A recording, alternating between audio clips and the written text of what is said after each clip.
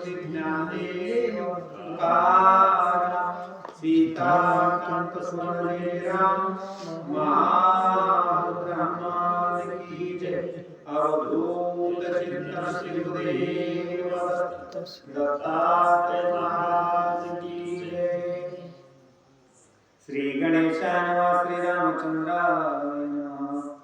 संपातिने सीता शुद्धी यथार्थ सांगितली बुद्धी तेने वानराची मांडी जय जयकार शब्दे गर्जत। ज्यावेळेस मरणाच्या दारामध्ये वानर जाऊन बसले होते, पण ज्यावेळेस संपातीची भेट झाली त्यावेळेस संपातीने सांगितलं सीता कोणत्या ठिकाणी आहे, रावणानं कुठे नेलेली आहे किंवा रावणानं सीता चोरून नेलेली आहे, हे सर्व स्थान संपातीने सांगितलेलं आहे. ज्यावेळेस सांगितलेलं आहे त्यावेळेस सर्व वानरांना आनंद झालेला आहे, म्हणून वानर आनंदोत्सव साजरा करत आहेत. मिळोनी वानराचा भार सिंहानादागुनी कोर करते झाली भूकार सीता सुंदर सापडली। सगळे वानर जमलेले आहेत, इतका आनंद झालेला आहे, हा आनंद गगनात सुद्धा मावत नाही. का आनंद वाटू लागत आहे? सीता शुद्धीचा, सीता मातेचा आम्हाला शुद्धी झालेली आहे, शोध लागलेला आहे. कुठं सीता आहे, रावणानं कुठं नेली हे आम्हाला संपातीने सांगितलं, म्हणून आनंदोत्सव करू लागले आहे. ये रे रालिंगण ये रे अभिवंदन सीता सापडले चित्ररत्न हर्षे उड्डाण करताते। ज्यावेळेस सीता आपल्याला सापडलेली आहे त्यावेळेस भूभुकार देऊ लागलेले आहेत, एकमेकांना आलिंगन देऊ लागलेले आहेत, एकमेकांचा सन्मान करू लागलेले आहेत. आपण ज्या कार्यासाठी आलो होतो ते कार्य आता आपण त्या कार्याच्या जवळ जवळ आलेला आहात, म्हणून वानरांना आनंद होत आहे. आमच्या कष्टाची झाली सिद्धी आजी पावली सीता शुद्धी मनोहरी वानराची मांडी हर्षांवादी दुर्लत। जे आतापर्यंत आपण कष्ट केले, प्रत्येक वनवन हिंडले, प्रत्येक पर्वतावर गेलो, एकही गुहा सोडली नाही, जिकडे जावं जिकडे नजर आपली फिरली तिकडे आपण गेलो आणि आपण कष्ट केले. पण जे आपण कष्ट केले त्याचं फळ आज आपल्याला चाखायला भेटलं, आणि आज सीता कोणत्या ठिकाणी आहे हे संपातीने आपल्याला सांगितलं, म्हणून आनंद, या वानरांना आनंद वाटत आहे. ये रे राधा विती वाकुल्या ये रे राकृती गुदगुल्या सत्य सीता शुद्धी झालिया आमची पिकली अशंका। अहो हे पाले खाणारे वानर आहेत, यांना काय आहे, रामाचं कार्य फक्त करायचं आहे. पण ज्यावेळेस सीता माता या ठिकाणी आहे असं संपातीने सांगितलेलं आहे, कळालेलं आहे, इतका आनंद होऊ लागलेला आहे, एकमेकांना वाकुल्या देऊ लागले आहे. शेवटी वानर जात आहे, एकमेकांना डिंचल्यासारखं करू लागले आहे. जसं वानराला आनंद वाटतो, या झाडावरून त्या झाडावर उड्या मारतात, नाचतात, बिलबिल करतात, त्याप्रमाणे हे सुद्धा वानर नाचत आहेत. अंगदे बैसोनी सपरिवार सतयोजना सागर उलंगे शके कोण गिर तो विचार मांडला। त्यावेळेस आता सीता कोणत्या ठिकाणी आहे हे तर आपल्याला समजलेलं आहे, पण हा जो मोठा समुद्र आहे, हा जो मोठा सागर आहे, शतयोजन सागर आहे, हा आपल्याला ओलांडला पाहिजे. मग आपण काय करावं, चर्चा करावं. म्हणून जेवढं आपलं वानराचं परिवार आहे त्यांना समोर घेऊन अंगद बोलू लागले आहे. पाच अनुचितपत्ती समुद्र उल्लंघनाची आरती कोणाची किती आहे शक्ती हे समजती सांगावे। अंगदानं सगळे वानर जमवलेले आहेत, बोलवलेले आहेत, आपल्याला हे सागर उल्लंघन करायचं आहे, सीता मातेची आपल्याला शुद्धी आणायची आहे. पण हा सागर कोण उल्लंघन करू शकणार आहे, कुणामध्ये एवढं सामर्थ्य आहे, म्हणून ही चर्चा करण्यासाठी वानर अंगदानं बोलवले आहे. हाय कोणी अंगदाची वचनोक्ती आक्रादन सेनापती समुद्र उल्लंघनाची आरती आपला शक्ती सांगते। ज्यावेळेस सर्व सेनापती असतील त्यांना जवळ बोलवलेलं आहे, सांगितलेलं आहे हा सागर आपल्याला जो उल्लंघन करायचा आहे, कोणामध्ये किती सामर्थ्य आहे, किती सामर्थ्य आहे, किती ताकद आहे, हे सुद्धा विचार कोण हा अंगद घेऊ लागलेला आहे. गव सांगे निज निर्माण दस योजन माझे उठान गवाक्ष बोले प्रमाण त्यावनी जीवन शक्ती माझी। ज्यावेळेस गज असेल तो सांगू लागलेला आहे 10 योजनापर्यंत मी उडी टाकू शकतो, त्याच्या पुढे तर मला काय होणार नाही. त्यावेळेस गवाक्ष म्हणतो 10च काय, माझं सामर्थ्य किती आहे, 20 योजन मी उडी टाकू शकतो. ढांग टाकू शकतो असं सुद्धा गवाक्ष बोलत आहे. शरम सांगे अति निगुप्ती 30 योजना माझी शक्ती 40 योजनाची गती बोले पुरुषार्थी वृषभ तो. जो शरभ होता त्यानं सांगितला 20 म्हणतोस, माझ्याकडे सामर्थ्य 30 योजनाचं आहे, एका वेळेसच मी 30 योजना या ठिकाणी ढांग टाकू शकतो. त्यावेळेस शरभ सांगू लागलेला आहे की मी 40 योजने एका ढांगामध्ये हा समुद्र ओलांडू शकतो असं सुद्धा सेनापती एकापेक्षा एक चढ बोलत आहे. शक्ती बोले गंधमादन 50 योजने माझे उड्डाण मैंद बोलिला 60 योजना शक्ती माझी. जो गंध आहे, मादन आहे, त्याने किती सांगितलं? 50 योजनापर्यंत मी हा समुद्र पार करू शकतो, पण त्याच्या पुढे मला काही होणार नाही. आणि त्याच्या पुढं कोणता सेनापती आहे? त्यांनी सांगितलेलं आहे मी 60 योजनापर्यंत या ठिकाणी ढांग टाकू शकतो असं सुद्धा सांगत आहे. शक्ती बोले गंधमादन 50 योजने माझे उड्डाण मैंद बोलिला 60 योजने शक्ती माझी. गंध आहे, त्याने किती सांगितला की मी 50 योजनापर्यंत जाऊ शकतो. त्यावेळेस मैंद सांगू लागलेला आहे 50च काय, मी 60 योजनापर्यंत ढांग टाकू शकतो असं सुद्धा मैंद सांगत आहे. द्विध बोले आपली थोडी उड्डाण योजना 70 सुषेण महावीर वानरी सरी नावावरी नेऊ नये. म्हणूनच द्विधानं सांगितलं मी 70 पर्यंत जाऊ शकतो. त्याच वेळेस सुषण काय म्हणू लागलेला आहे? 70 बित्तर काही नसते असं सुषण सांगत आहे. तारेचा पिता सुषेण पश्चिम शोधा झाडीला जाण त्याचे नावे वीरान त्याचे उडान 4 दिसा. म्हणूनच जो सुषण आहे त्यानं सांगितलेलं आहे 20 विसा मी या ठिकाणी उड्डाण करू शकतो किंवा ढांग टाकू शकतो, पण याच्या पुढं मला काही होत नाही असं सुद्धा हा सुषण सांगत आहे. तारेचा पिता सुषेण सांगावयानित पुरुषार्थ लज्जायमान जामवंत सुखी न करो करवीची श्रीनाथ बळाचा घात वर्धक्य. त्यावेळेस जागवंत म्हातारा आहे, पण त्याला लाज वाटू लागलेली आहे. बाबा सगळेजण सांगत आहेत मी 10 मारतो, मी 20 मारतो, कुणी 70 मारतो, कुणी 80 मारतो, कुणी 60 मारतो असं सांगू लागलेले आहे. पण आता मी काय सांगू? मी म्हातारा झालो, मी आता किती सांगू?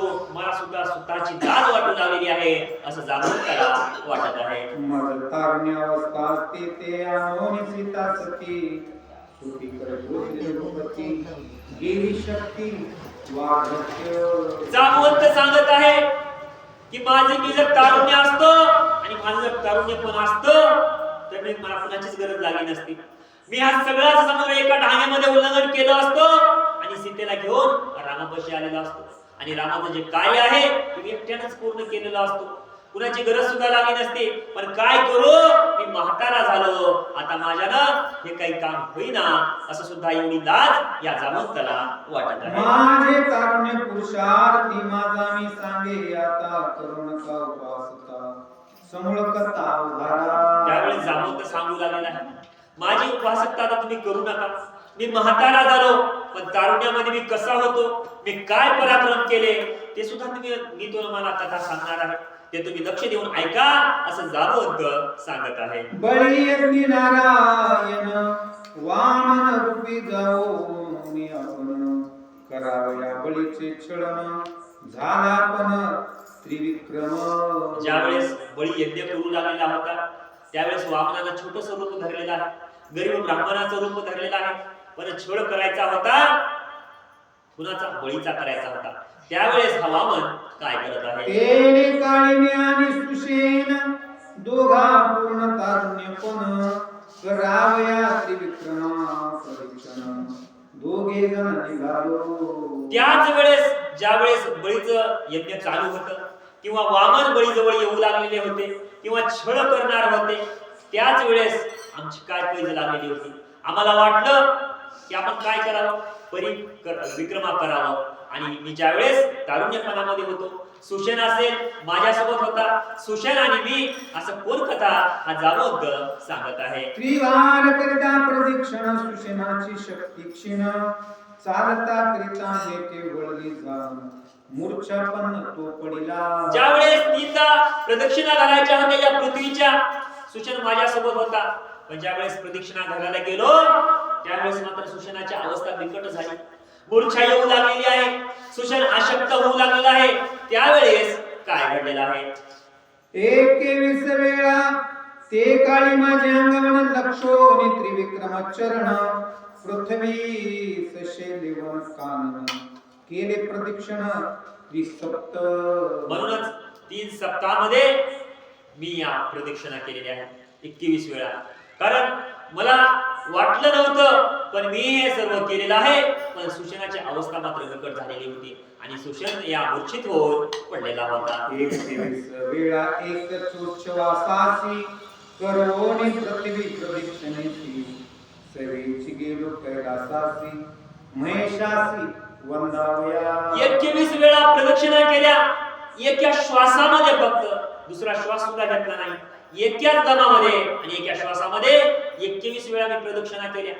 त्या ठिकाणी मी नमस्कार केलो आणि पुढे मी कैलासाला गेलो, अशी कथा जाणून सांगत आहे. वेगी जावनी कैलासासी वंदोनिया महेशासी बळपुत्र आला स्वर्गासी इंद्रादिकासी वधावया. ज्यावेळेस मी कैलासावर गेलो आणि शंकराचं मी दर्शन घेतलं, त्याच वेळेस हा जो बळीचा पुत्र होता तो या स्वर्गामध्ये आलेला होता.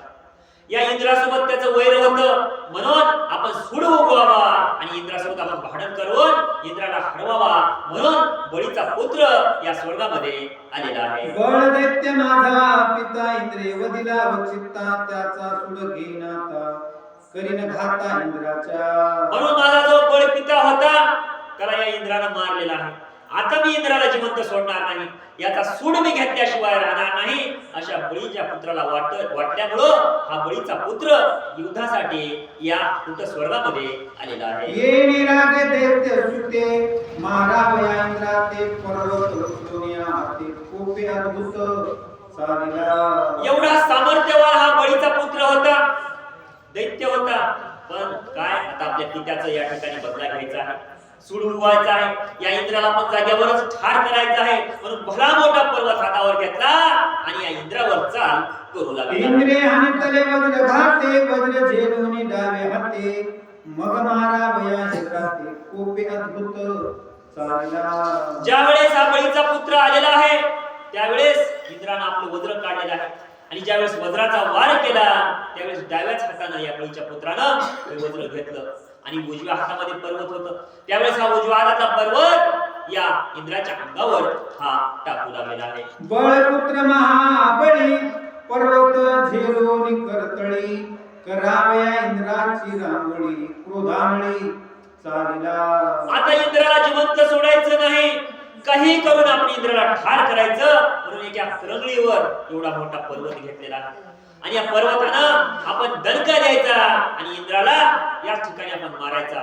हा निश्चय सुद्धा या कोण दानवानं केलेला आहे. येता देखुनी गिरीवर स्वर्गी कापती सुरवर तुम्या झेलीला सत्वर उडी अति शीघ्र घातली. ज्यावेळेस सर्व देव घाबरू लागलेले होते, हा जो गिरीवर पर्वत आहे या दैत्यानं उचललेला आहे आणि या जर इंद्रावर टाकलं तर काय करावं, इंद्र तर संपेलच. म्हणून सर्वजण लटलट कापू लागलेले होते. तेवढ्यामध्येच हा जांबवंत सांगू लागलेला आहे, मी तेवढ्यामध्ये गेलो आणि हा पर्वत मी झेललो, असं सुद्धा जांबवंत सांगत आहे. पर्वत झेलिली आतुरे करी तो निसटला दोई करी मग म्या धरला जानवरी अमरपुरी वाचविली. ज्यावेळेस पर्वत टाकला या दानवानं त्यावेळेस मी पुढे झालो, पर्वत मी झेललं, पण माझ्या हातातून हा पर्वत निसटला आणि त्याच वेळेस हा पर्वत मी जानवर धरला, असं सुद्धा जांबवंत सांगत आहे. ओढे तांब पुत्रासी म्या दृढ युद्ध केले त्यासी माझे बळे होता कासा दिशी लघु लागे वेशी पळू पाहे. ज्यावेळेस मी ती पर्वत झेलला पण माझ्या सामर्थ्यापुढं हा दानव टिकू शकला नाही. ज्यावेळेस मी याला कासावीस करून सोडलं त्यावेळेस पळू लागला. मी याला असं दाखवलं की हा माझ्या सुद्धा फिरून पाहत नव्हता, एवढं माझं भय त्याला बसलेलं होतं, म्हणून हा पळू लागलेला आहे. पर्वत घाते भग्न चरण तेनेसी शीघ्र करून उड्डाण बळपुत्राचा घेतला प्राण तेने सुरगण सुखावले. अहो पर्वत निसटला आणि माझ्या या पायावर पडला. ज्या वेळेस पायावर पडला माझं सगळं आता घासत घासत घासत सगळ्या अंगाचे कातडे निघाले, रक्त सुद्धा वाहू लागलेलं, पाय सुद्धा लंगडा झाल्यासारखा झाला. पण मी त्या दैत्याला नाही सोडलं, त्याचा पाठलाग केला आणि मी त्याला मारलं असं सुद्धा जागवंत सांगत आहे. कृपासुनी भग्न चरण माझी वार्धक्य शक्ती क्षीण तरी समुद्री उड्डाण नव योजने करीन. तेव्हापासून ज्यावेळेस पर्वत माझ्या पायावर पडला, मी आतू झालो, मी लंगडा झालो, तेव्हापासून माझं जे सामर्थ्य होतं ते कमी झालं. मी आतू झालो, म्हातारा झालो, तरी पण आतापर्यंत मी म्हातारा जरी असलो तरी 90 योजनेपर्यंत मी चाल करू शकतो आणि हा समुद्र पार करू शकतो असं सुद्धा ठामपणे हा जागवंत सांगत आहे. नळ बोलिला पण समुद्रा माझी उड्डाण 97 योजने करीन जा त्यावरी त्राण मज नाही. त्यावेळेस नळ सांगू लागलेला आहे की बाबा जागवंत 90 म्हणाला ना, मी 97 पर्यंत जातो, 97 योजना मी पार करू शकतो, पण हा समुद्र 100 योजना आहे, पुढे काय होणार, त्याच्या पुढे माझ्याने जाणं होणार नाही असं सुद्धा हा नळ सांगत आहे. नळ बोलिला वचन ऐकू उड्डाण सत्यवन करीन समुद्र उल्लंघन त्यानं मज नाही. वाली सुत राजकुमार अंगद जोका महावीर समुद्र उल्लंघन प्रकार निज निर्धारे सांगत. त्यावेळेस सगळ्यांना सांगितलं, शेवटी हा युवराज उठला, अंगद उठला. मग त्यावेळेस अंगद हा सगळ्यांना काय सांगत आहे. शत योजने अगदी लंघन एक उड्डाणे करीन जाण पुढती यावया लागी जाण संध्येपन्न मती माझी. त्यावेळेस अंगदाला सांगितलं ही 100 योजन समुद्र आहे, पण मी 100 योजन सुद्धा एकाच ढांगत पार करतो, पण पुढे काय आहे काय नाही हे काही मला माहिती नाही अशी शाश्वती पुन्हा हा अंगद देत आहे.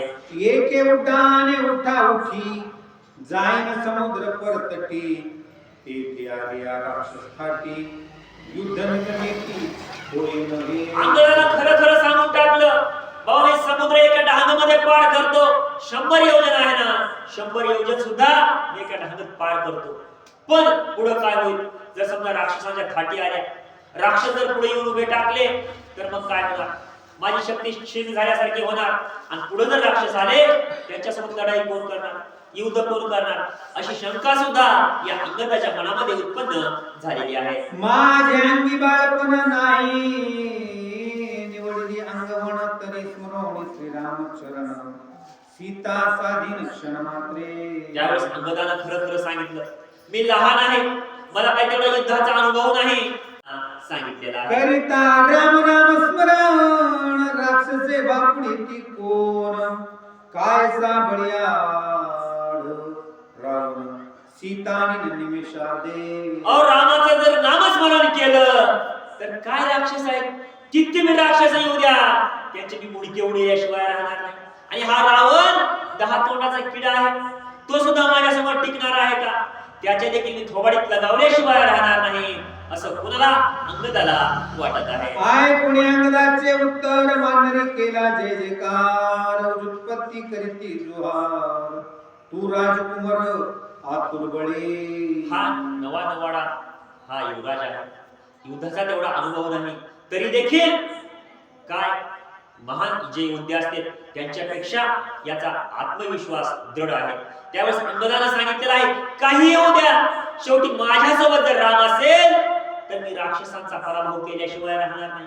हा एवढा मोठा समुद्र असेल तो सुद्धा पार केल्याशिवाय राहणार नाही, कारण माझ्याजवळ राम आहे असा विश्वास अंगदाला वाटत आहे. आम्ही असता सेवक सकळ राजकुमारा ती तुबाळ समुद्र बंधनाचे स्थळ तुझवरी सळे ने घालू. ज्यावेळेस वानरांना सुद्धा वाटत आहे युवराज असावा तर अंगदासारखा, भक्त असावा तर अंगदासारखा, कारण त्यानं प्राणाचे सुद्धा आपल्या विचार केलेला नाही, कुठल्याच कशाचा सुद्धा विचार केला नाही, पण रामकार्य आपल्याला पूर्ण करायचं आहे हे हा विचार केलेला आहे. मग त्यावेळेस वानरांना जय जयकार केलेले आहे. वानर सांगत आहे, तुमचे एवढे सेवक असताना युवराजा तुम्हाला तिकडे जाण्याची गरज नाही, काही करून आम्ही जाऊ आणि हे रामकार्य आम्ही पूर्ण करू असं सुद्धा वानर बोलत आहेत. अंगद म्हणे हे करिता प्राण देणे लागेल समजता सीता शुद्धी न जाता अपमानता आणि वार. अंगदानं सांगितलं बाबा हे राम कार्य आहे आणि इथं जर आपला जर देह आपण तर विकलेलाच आहे पण आपला जो प्राण आहे याच्यावर सुद्धा भगवंताचा अधिकार आहे. म्हणून हे आपण सीता शोधण्यासाठी जर आपला प्राण गेला तर तळमळ करायची नाही. जाऊ द्या राम कार्यासाठी पण हा आत्ताच तुम्ही विचार करा अशी ताकीद सुद्धा अंगदानं या वानरांना दिलेली आहे. तव बोलिला जामवंत हनुमान विराटी विख्यात हा का उगाचे असे पाहत अत्याद्भुत प्रतापी. जामवंत हुशार होता. जामवंताला सगळंच माहित होतं कोण कसा आहे आणि कुणामध्ये किती सामर्थ्य आहे. त्यावेळेस जामवंतानं सांगितलं बाबा हा हनुमंतला गपचूप बसलेला आहे. हनुमंतामध्ये एवढं सामर्थ्य आहे एवढं सामर्थ्य कुणामध्येच नाही पण हा गपचूप का बसलेला आहे असं हनुमंताला या जामवंतानं विचारलेलं आहे. बाळपणी आकळिता भानू राहूचा निर्जळीला अभिमान याचा पिता प्रभंजन बळभानू हनुमंत. म्हणून हा हनुमंताचं काय सामर्थ्य आहे. लहानपणीच जन्मल्या सूर्याला गिळायसाठी गेलता पण ज्यावेळेस सूर्याला सुद्धा कळलं त्यावेळेस राहू आला पण राहूला सुद्धा कानफडीत दिलं तर राहू सुद्धा पळून गेला. राहूचा गर्व अभिमान सुद्धा त्याचा तुटला. एवढं सामर्थ्य या हनुमंतामध्ये आहे आणि ह्याचा वायू म्हणजे पिता आहे. म्हणून हनुमंत हे कार्य करू शकतोय हे जामवंतानं ओळखलेलं आहे. त्यासी गर्भी ब्रह्मचार्य कोपिन त्याचा देखणार रघुनंदन मातांजनीन देखे नग्न ब्रह्मचारी पूर्ण कपिराजा. म्हणून ज्यावेळेस हनुमंताचा जन्म झाला त्यावेळेस ब्रह्म कासोटी या ठिकाणी कासोटी जी होती ती हनुमंताला जन्मताचा. या मातेने सुद्धा या हनुमंताला या ठिकाणी नावड पाहिलेलं नाही किंवा उघड पाहिलेलं नाही पण ज्यावेळेस रामाची भेट झाली रामानं मात्र ओळखलं की हा वानर जे आहे याला जन्मतापासूनच गर्भ कासोटी आहे. हे कोण स्वतः गुरुनं म्हणजेच भगवंतानं ओळखलेलं आहे असं जामवंत सांगत आहे. ऐसे बोलता जांबुवंत स्तवने हरिकला हनुमंत लागुल त्राटिले रोमांकित आल्हादयुक्त उठिला. ज्यावेळेस जामवंतानं स्तुती केली आहे एवढा बलाढ्य वीर आपल्यापाशी असताना चिंता करायची काय गरज आहे. हा 100 असू द्या की 200 योजना समुद्र असू द्या पण आपल्याकडे एवढा मोठा वीर एवढा मोठा भक्त किंवा एवढा मोठा दूत असताना घाबरण्याची गरज नाही. हे कोण जामवंतानं ओळखलेलं आहे त्यावेळेस हनुमंताला सुद्धा आनंद झालेला आहे. शतयोजने अब्दी लंघन ते माझे पदक्रमण तुम्हासी संदेह तो कोण सीतानी निमेषार्धे. त्यावेळेस हनुमंताला सुद्धा वाटलेलं आहे तुम्ही घाबरू नका. तुम्ही जे म्हणता ना 100 योजना माझी मी जी चालतो ना तेवढी ध्यान माझ्या तिथपर्यंत जाते म्हणून तुम्ही घाबरू नका. सीता कुठेही असू द्या आणि रावण कुठेही ठेवू द्या त्याचा शोध घेतल्याशिवाय किंवा त्याची शुद्धी घेतल्याशिवाय मी वापिस येणार नाही. शुद्धी आणल्याशिवाय राहणार नाही असं सुद्धा हनुमंत सांगत आहेत. करोनी रावणा उपहती राक्षसा लागोनिया ख्याती प्रताप्याने सीता सती श्री रघुपती सुखार्थ. एवढा मोठा रावण जे आहे ना त्या रावणाला सुद्धा मी मारल्याशिवाय राहणार नाही त्याच्या कानफडीत लगविल्याशिवाय राहणार नाही. एवढंच नाही जे राक्षस येतील त्यांच्या डोक्यात मी चेडूफळी केल्याशिवाय राहणार नाही. क्रिकेट खेळल्याशिवाय त्यांच्यासोबत राहणार नाही. किती येऊ द्या आणि मी सीतेला सुद्धा आणल्याशिवाय राहणार नाही. हा माझा निश्चय आहे असा ठाम निश्चय हनुमंतानं केलेला आहे. आणि एक विचार तुम्हासी सांगेन साचार जेणे सुखी होय रघुवीर तोही प्रकार मी करीन. तुम्हाला आणखी एक गोष्ट सांगतो वानरो एवढंच नाही की ज्यामुळं रामाला सुद्धा आनंद होईल. मी काय गोष्ट सांगतो ते तुम्ही ध्यान देऊन ऐका असं सुद्धा हनुमंत सांगत आहे. आवाजने ज्ञानिता सीता कोप येईल श्री रघुनाथा तरी गांधुनी लंकानाथा शुद्धी मी आता आणीन. मी जर समजा रामानं फक्त मला सांगितलेलं आहे की बाबा सीतेची शुद्धी आणायची आहे आणि मी जर रामाची अवज्ञा केली तर रामाला राग आल्याशिवाय राहणार नाही रामाला कोप आल्याशिवाय राहणार नाही. म्हणून मी आणि रावणाला या ठिकाणी कानफडीत लगोन सीतेची शुद्धी आणेल एवढं गुह्य सुद्धा या सर्व वानरांना हनुमंतानं सांगितलेलं आहे. कुंडलकार हरी विठ्ठल श्री ज्ञानदेव तुकाराम. तरी बळी हनुमंत काय बळी मी हनुमंत आहे म्हणजे माझं जे सामर्थ्य आहे ते मी दाखवणार म्हणजे त्या ठिकाणी. कितीही राक्षस येऊ द्या पुढं, कितीही बलाढ्य येऊ द्या, कितीही सैन्य या रावणाचं येऊ द्या, त्यांना रणकंदळी केल्याशिवाय सोडणार नाही. जसा चेंडू येतो त्या चेंडू प्रमाणे मी हे सगळे राक्षस आलेल्या राक्षसाला मारून टाकेन आणि रावण पुढे आला तर रावणास सोडणार नाही असे हनुमंतराया म्हणू लागले. सीता शुद्धीचे चौकीची या लागे काय कुंता कुंती सुखी राहावे समजते लंके प्रती मी जातो. आता मी लंकेच्या प्रती जात आहे म्हणजे या ठिकाणी काही होऊ द्या, तुमच्या मनात कसलंही येऊ द्या म्हणजे काही येऊ द्या, काही फरक पडणार नाही. कितीही तिथं गेलो आणि किती जरी गुंतागुंती लागली, मी कुठेही गेलो आणि कोणत्याही ठिकाणी जिथे सीता माता असेल त्या ठिकाणी हुडकीनच. कितीही येऊ द्या म्हणजे संकट पुढं मी अजिबात मागे सरकणार नाही. मी सीता मातेचा शोध घेऊनच परत येईन. तुम्ही या ठिकाणी काळजी करू नका असं आपल्या सगळ्या वानरगणाला सांगू लागले. आयशे बोलणे आपणा समस्त शिकावणे लोकांना अंगणे दुधल्या लिंगना गरजे गगन आलादे. असं हनुमंतरायानं आपल्या सगळ्या सवंगड्याला वानरगणाला सांगितलेलं आहे. तिथं जांबवंत असतील, नळ असतील, नीळ असतील किंवा यांचा जो सेनापती होता अंगद, या अंगदाला सुद्धा सांगितलेलं आहे. आणि अंगदाला मोठा न घातला आहे कारण का तो सेनापती होता, हा सेवक होता. जरी शक्ती महान असली तरी मूर्ती महान असली तरी वर्चस्व कुणाचं होतं, अंगदाचं होतं. म्हणून अंगदाला साष्टांग नमस्कार घातला आणि त्याच्याकडून आज्ञा घेतली. आता मी सीता मातेचा शोध करण्यासाठी निघत आहे असे म्हणून हनुमंतरायाने घेतलेली आहे. कपी हरकले समस्त त्याशी हनुमंत बोलत माझा उड्डाणांग वाट सहावया शक्त तुम्ही नव्हे. हनुमंतराया सांगू लागले तर सगळ्या वानराला सांगू लागले आता काय करा म्हणजे मी आता इथून उड्डाण करणार आहे. पण उड्डाण ज्यावेळेस माझं होईल त्यावेळेस तुम्ही या ठिकाणी आहोत. पण तुमचं काय हालत होतील आणि काय नाही तर तुम्ही या ठिकाणी न थांबता कुठं जायचं आणि काय करायचं सगळे वानरगणाला हनुमंतराया काय सांगता. माझे उड्डाणाचे निधनेते भयंकर पर्वती माझी दाटे पर्वत शिखर होते कुठे कडे कपाटे बुदतील. सांगू लागले हनुमंतराया आपल्या सवंगड्याला आता मी इथून उड्डाण करणार आहे. शतयोजन समुद्र पार करायचा आहे. मग काय ताकद लावावी लागेल, माझं शरीर किती मोठं करावं लागेल त्याची गणता नाही. मी काय करेल या मेंदूमार पर्वतावर जाईल आणि तिथून उड्डाण घेईल. त्यावेळेस त्या पर्वताची सुद्धा राखरांगोळी होईल. ही पर्वत कसा जमिनीमध्ये पूर्ण जाईल. ज्यावेळेस उडी मारतात त्यावेळेस पायाच्या ताकदीनं हा जमिनीमध्ये गेल्याशिवाय राहणार नाही. इथं काही पूर्ण वारा सुटल्यासारखं होईल असं या आपल्या जे वानर होते त्या वानराला सांगू लागलेले आहे. उड्डाणाचा अंगवाट पर्वत तुटवण्यात पडत शिखरे तृण प्राय उडत वृक्ष उपडती समोर होणे. काय म्हणलाय जसं हेलिकॉप्टर आपण पाहिलेलं आहे.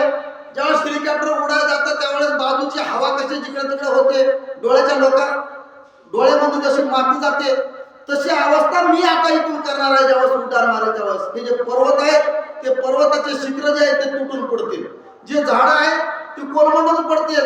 इथं पूर्ण वारा होऊन जाईल, पूर्ण चक्रीवादळ झाल्यासारखं होईल. त्यासाठी तुम्ही सावध राहा असं वानराला सांगू लागले. वृक्ष उपडणे असमुळे परी ब्रह्मते अंतराळे सूक्ष्म पर्ण वाटुळी तैशी जाळी उडतील. हनुमंतराया वानराला सांगू लागले काय होईल इथं. ही जी झाडं आहेत ही झाडं उडतील आकाशामध्ये. त्यांचे पानं जे आहेत ते गरगर गरगर गरगर फिरतील. जसं आता वाटून येते आणि वाटलामध्ये जसं पालापाचोळा उडतो तशी अवस्था या पर्वताची झाल्याशिवाय राहणार नाही ज्यावेळेस मी उड्डाण करेल त्यावेळेस. त्यासाठी तुम्ही काय करायचंय, सावध राहायचं आहे. तुम्ही जर इकडे तिकडे राहता तर तुमची अवस्था त्या पालापाचोळ्यासारखी कुठेतरी उडून जातात. त्यासाठी तुम्ही सावध होऊन कुठं थांबा म्हणून सांगू लागले. ऐका. कुटुंबळे समुद्र जळ केले निमेल ध्रुव मंडळ दिग्गज कापटी चळचळ आटी तळमळ जळचरा. बघा किती प्रकारांमध्ये हनुमंतराया सांगू लागले. तर त्यांना माहिती होतं इथून मला उड्डाण करायचंय. मग इथं जर काही झालं तर कसं करायचं म्हणून सगळ्याला सांगू लागले. हे जे समुद्र आहे ना की समुद्र पूर्ण उचंबळून धडधड धडधड समुद्र करेल त्या पाण्याच्या लाटामुळं. त्यामुळे काय या स्वर्ग लोकातले लोक देव सुद्धा भीतील, सगळ्या गणाला सुद्धा भीती वाटल असं माझं उड्डाण आहे. त्यासाठी तुम्ही सावध होऊन या ठिकाणी सगळेजण एका ठिकाणी मिळून काय करायचं आहे. अंग वाटाचे निघर रे बयसती मेघाती दाता रे समुद्र गडगर्जन विसरे येथील शहारे कळकाळा. येथील शहारे कळी काळा म्हणजे ज्यावेळेस मी उड्डाण करत त्यावेळेस माझ्या ज्या शरीराची हवा लागणार आहे या समुद्राला, त्यावेळेस या लाटा कशा जातात पूर्ण मोठमोठ्या 20-20, 30-30 फुटाच्या लाटा बनतील आणि ते पूर्ण या जमिनीवर धडकतील येऊन. त्यावेळेस समुद्र सुद्धा शांत काय म्हणते समुद्र गडगर्जन विसरू नये आता म्हणजे त्याचे आवाज विसरत होते. त्या नादाचा मोठा त्या नादाचा धाक मोठा उमा झोपेल निळकंठा रमाचा कुठे वैकुंठा भय संकटा निवारे. या समुद्राचा आवाज येईल लाटाचा आणि त्यावेळेस ते कुठं जाईल आवाज स्वर्गाच्या ठिकाणी जाईल. तिथं कोण असेल, रमा असेल, उमा असेल, महादेव असेल, पार्वती असेल, ते ज्यावेळेस त्या ध्यानात असतील त्यावेळेस त्यांच्या कानावर हा आवाज येईल. ती आवाज आल्यावर ते सुद्धा तिथं दचकतील आणि काय झाले आणि काय नाही असा विचार ते स्वर्गामध्ये करतील आणि ते सुद्धा बघण्यासाठी या ठिकाणी येतील असे हनुमंतराया सांगू लागलेले आहे. उड्डाण काळात दुर्धरा सूर नर धाकती निशाचर ते मागा वानर कैसे धीर धराल. कसे धीर धराला म्हणजे कुणाला या वानराला सांगू लागले तर देवा लोकांच्या ठिकाणी सुद्धा गर्जना होईल. गडगड गडगड गडगड असा आवाज येईल ज्यावेळेस मी उड्डाण मारेल त्यावेळेस. मग देव लोकांची अशी अवस्था होणार आहे, या आभाळाची अशी अवस्था होणार आहे, समुद्राची अशी अवस्था होणार आहे. तर तुम्ही तर कोण आहोत, वानर आहोत. मग तुमची अवस्था काय होईल असं या वानराला सांगू लागले. लागे वानरगणा हात धरून अवघे जण पर्वत कवळा छत्राणा सराईच पुराण वाचतील. काय सांगितलं तुमचा प्राण केव्हा वाचल, ज्यावेळेस तुम्ही सगळेजण एक होता आणि एकमेकाला खोबर मिठी घालून जसं साखळी करता आपण तशी साखळी करा आणि या पर्वताच्या भोवती तुम्ही सगळेजण मिळून या पर्वताला घट्ट असं धरा. त्याच वेळेस तुम्ही वाचताल. नाहीतर मी ज्यावेळेस उड्डाण करीन त्यावेळेस त्या वाऱ्याच्या हवेनं तुम्ही सुद्धा उडून जाताल असं या वानराला सांगू लागलेले आहे. दक्षिणेचे पर्वतकडे तुटून पडते झडगाडे तुम्ही राहे उत्तरेकडे होऊन गाडे सुनीना. बघा आणखी काय सांगणार हनुमंतराय आपल्या वानराला. आता मी कुणकडे जाणार आहे, दक्षिणेकडे जाणार आहे. मग वारा कुणकडे जाणार आहे, माझा दक्षिणेकडे जाणार आहे. त्यावेळेस माझ्या शरीराचा हवा कुणकडे जाणार आहे, उत्तर दिशेकडे जाणार आहे, दक्षिण दिशेकडे जाणार आहे. मग तुम्ही कुठं राहायचंय, उत्तर दिशेला जाऊन थांबायचं आहे. जसं आपली एखाद्या विहीर खोदतो आपण आणि त्यावेळेस आवाज करणारा काय म्हणतो सांगतो की दगड ह्या बाजूला येणार आहे, तुम्ही ह्या बाजूला थांबा. तसं हनुमंतराया सांगून आले मी दक्षिण बाजूला जाणार आहे, तुम्ही त्यावेळेस उत्तर बाजूला जाऊन थांबा असं आपल्या वानराला हनुमंतराया सांगू लागलेले आहे. जैसा श्रीरामाचा बाणा तैसे करण मी उड्डाणा लंके माझी प्रथम कंदना भोवणी जाण मी करेना. सांगितलं तुम्ही साखळी तयार करा, एकमेकाला खोबर मिठी घाला आणि या पर्वताच्या बाजूला तुम्ही वेढा देऊन या पर्वताला घट्ट धरून बसा. मी आता निघणार आहे. कसा निघणार आहे, जसा प्रभू श्रीरामाचा बाण निघतो आपल्या धनुष्य बाणातून आणि तो जसा आकाशामध्ये जातो तशा प्रकारे मी या ठिकाणी उड्डाण करणार आहे आणि या लंकेच्या ठिकाणी जाणार आहे. तिथे गेल्यावर कोण कोण येणार आहे पुढे आणि कोण कोण नाही त्यांची बहुली केल्याशिवाय मी राहणार नाही अशा हनुमंतराया म्हणू लागले. करेंद्रताची सळा तुकीन रावणाचे बळा राक्षसाचे आमित दळा तुम्ही सकळ गांजना. काय करणार आहे तिथं गेल्यावर, कोणकोणते राक्षस पुढे येतील. त्या ठिकाणी इंद्र सुद्धा आला पुढं, जो रावणाचा मुलगा होता तो जर पुढे आला तर त्याला सुद्धा गांजेल, त्याला सुद्धा मी युद्धामध्ये हरवेन. आणि रावण काय म्हणजे, रावण जरी पुढे आला तर त्याच्या चारी मुंड्या चित केल्याशिवाय राहणार नाही. कितीही सैन्य येऊ द्या या रावणाचं, मी त्यांच्यासोबत बहुनी केल्याशिवाय राहणार नाही. पहिली बहुनी मी करेन या राक्षसाला मारून, हे सामर्थ्य माझ्यामध्ये आहे. तुम्ही या ठिकाणी कसलीच काळजी करू नका, तुम्ही निवांत या ठिकाणी बसा आणि मी सीता मातेचा शोध करून या ठिकाणी येईल असे म्हणू लागले. वाढवण्या राक्षस दाताशी त्याच्या मी करून राशी मग मोजण्या पूर्वेशी घालीन सळेशी रावण. आणखीन काय सांगलं, मी जेव्हा शिकून जाईल तेव्हा राक्षस माझ्या समोर येणार आहेत काय येणार आहेत, पण त्यांची रास केल्याशिवाय राहणार नाही. म्हणजे कसं, एखादी सोयाबीनचे रास किंवा आपण दुधळ्याचे रास करतो, कसं बडवून किंवा मिशन मध्ये घालून, हे माझं मिशनच आहे. म्हणजे भातच माझा त्या ठिकाणी जाणार आहे आणि या राक्षसाला सगळ्याला मारल्याशिवाय परत येणार नाही. त्या राक्षसाची पवनी मी करून त्यांना त्या ठिकाणी मारून मी सीता मातेचा शोध घेईन अशा प्रकारे म्हणू लागली. घेता लंकेची घर दांडोळे जरी ना लाभे जनक बाळे लंका उकडून या समळे रामा जवळी आणला. आणखीन काय सांगू नये धन्वंतराया, मी तर जाणार आहे म्हणजे तिथं सीता मातेचा शोध तर घेणारच आहे. आणि जर समजा यदा कदाचित जर तर ह्या गोष्टी हनुमंतराय करू लागले, जर माझ्याच्यानं सीता मातेचा शोध त्या ठिकाणी नाही लागला तर कोण केलेलं आहे काम, रावणानं केलेलं आहे. मग रावणाची जी लंका आहे ती पालतीच करून सगळं त्या ठिकाणी नायनाट करून आल्याशिवाय मी या ठिकाणी राहणार नाही. अशा प्रकारे आपल्या सैन्याला म्हणजे वानराला हनुमंतराया सांगू लागले. ऐशे हनुमंताचे वचन ऐकून या वानरगणा हर्षे वंदले त्याचे चरण जय मरुद्गण इंद्राशी. एवढा प्रताप हनुमंतराया आपल्या सहकार्याला सांगू लागलेले आहेत. त्यावेळेस त्या सहकार्याला काय वाटत, आनंदच वाटत ना. आपला जेवढे वानर आहे तेवढा त्या कुलाचा उद्धार हनुमंतराया केल्याशिवाय राहणार नाही. एवढं सामर्थ्य हनुमंतामध्ये आहे. हनुमंतराय आता इथून निघालेले आहेत, त्यांनी सगळ्या गोष्टी सांगितल्यावर सगळ्याला आनंद वाटला.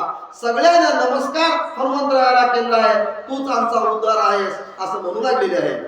श्रीराम समरण लीला त्याची सुमनाची माळा वानरे विचित्र घातल्या गळा वने वनमाळा शोभती. काय केलंय वानरगणानं, सगळ्यांना श्रीराम नामाच्या जपात आज्ञा दिलेली आहे. धाडकर मोठा आपलं शेपूट जमिनीवर आदळलेला आहे.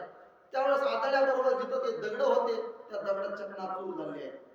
जे पर्वत होते पाठीमागे ते सुद्धा बारीक बारीक होऊन बसलेले आहेत. जसा पाला पाचोळा होतो तसे त्या दगडाची अवस्था तिथं झालेली आहे. आणि हनुमंतराया आपलं शरीर त्या ठिकाणावर शेपूट आपटून मोठ्या गर्जना देऊ लागलेली आहे. पक्षी कळकळती आकाशी महाप्रदिक जाशी तरस तगर जुळवाशी शिर सुकराशी आतित्रास. ज्यावेळेस शेपूट आपटल्याबरोबर तिथं धडधड धडधड धडधड असा जमिनीवर आवाज आलेला आहे. आवाज आल्याबरोबर जे नभस पक्षी होते ते किलबिल किलबिल किलबिल किलबिल करू लागलेले आहेत. जे बिळामध्ये साप होते ते सुद्धा आपलं मुंडकं वर काढून बघू लागले तर काय झाले आणि काय नाही. सगळ्याला आश्चर्य या सापाला, या प्राण्याला आणि पक्षाला वाटू लागलेलं आहे. उड्डाण करता महाबळी पर्वत दाटला पायातळी येणे जो उपला भूतळी सर्प पाताळी दडपले. काय केलं, ज्यावेळेस उड्डाण हनुमंतरायाने केलेलं आहे, पहिला पाय खाली टाकलेला आहे, टाकल्याबरोबर त्या पायाने जो पर्वत होता त्या पर्वताचा काय केलं, ज्यावेळेस ही साप मुंडकं अर्ध वर काढलेले आहेत आणि काही साप खाली आहेत. ही वरचे साप ज्यावेळेस वर बघू लागले तेव्हा आकाशामध्ये हनुमंतराय वर उडू लागले. त्या सापाला वाटू लागले की काय झालं आहे काय नाही, म्हणून त्यांच्या जे अंगामध्ये जे विष होतं ती विष ओकू लागले. त्यावेळेस विष ओकू लागल्यावर जसा जाळ लागतो तसा जाळ त्या ठिकाणी लागलेला आहे. जय सावबारणी छत्रे सर्प फणा दंताकारे अर्ध दर्पणी शरीरे फुसफुसकारे गर्दती. साप आहे त्या सापाला काय माहित, सापाचं शरीर अर्ध कुठं होतं, जमिनीमध्ये होतं. काही तोंडावारी काढलेले होते, अर्ध शरीर खाली दबलेलं होतं. मग आता काय करावं म्हणून सापाला काय केले, फणा काढले. जसं छत्री उभा करता तशाच फणा त्या ठिकाणी उभा टाकले आणि फुस फुस फुस करून साप आपल्या फुसकाऱ्याला मारू लागलेले आहे. जय शिवबारणी छत्रे सर्प फणा दंताकारे अर्ध दर्पणी शरीरे फुसफुसकारे गर्दती. सर्पे वर्णिता पैगरळ मुठती आग्नीचे कल्लोळ विक विसराव्या सकळ आटी विक.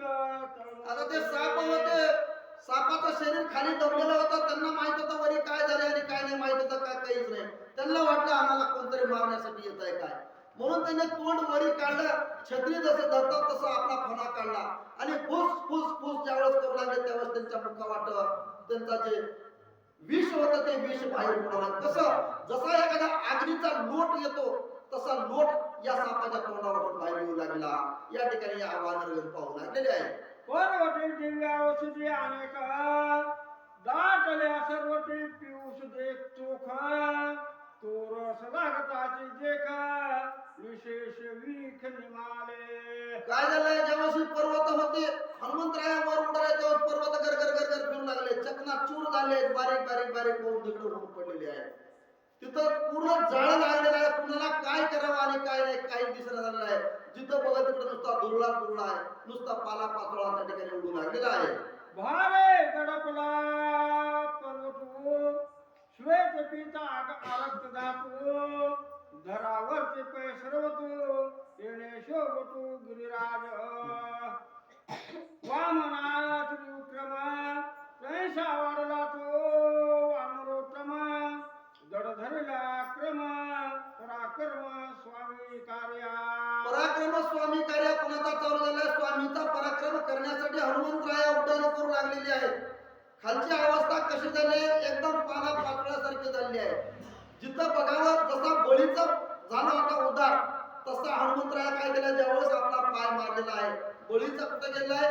पाताळामध्ये गेलाय.